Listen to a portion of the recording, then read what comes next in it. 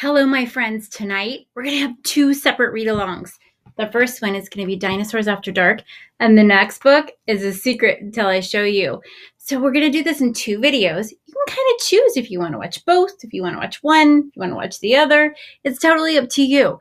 So when we left our friends, Jack and Annie, they had just walked out of their magic treehouse, and they saw the dinosaur. Let's see what happens. This is chapter 4, Henry. Jack gasped as Annie reached her hand out toward the pteranodon. Oh no, he thought. Annie was always trying to make friends with animals, but this was going too far. Don't get too close to him, Annie, Jack shouted. Annie touched the pteranodon's crest. She stroked his neck. She was talking to him. What in the world is she saying, Jack thought. He took a deep breath. Okay, he would go down too. It would be good to examine a pteranodon. You could take notes like a scientist. Ooh, that's exciting. Notes on something. Jack started down the rope ladder, and when he reached the ground, he was only a few feet away from the creature. The pteranodon stared at Jack. His eyes were bright and alert. He's soft, Jack, said Annie. He feels like Henry. He's not a dog, Annie, Jack said. Feel him, Jack, said Annie. Jack didn't move. Don't think, Jack. Just do it, Annie said. Jack stepped forward. He reached out very cautiously. He brushed his hand down the creature's neck. Interesting, Jack thought. A thin layer of fuzz covered the pteranodon's skin. I wouldn't have known they were furry. Here's a picture.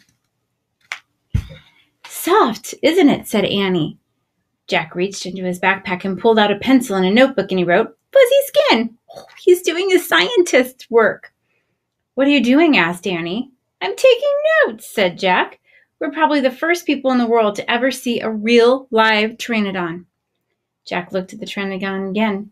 The bony crest on the top of his head was longer than Jack's arm. I wonder how smart he is, Jack said. Very smart, said Annie. Don't count on it, said Jack. His brain's probably no bigger than a bean. That's kind of small. Actually, it's not even that big. It's like small. No, he's very smart. I can feel it, said Annie. I'm going to call him Henry, she said. Jack wrote in his notebook, small brain. Jack looked at the creature again. Maybe he's a mutant, he said. The pteranodon tilted his head. And Annie laughed. He's not a mutant, Jack.